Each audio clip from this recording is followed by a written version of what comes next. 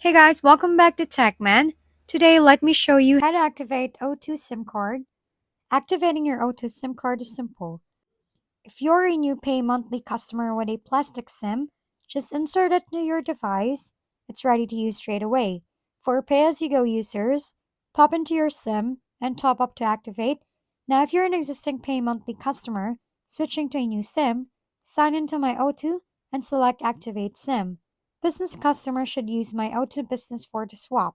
Keep your old SIM until you receive a security text. If it no longer works, insert your new SIM, and if it doesn't connect, call O2 for assistance. You'll need your SIM's 13-digit serial number found on the back of the card.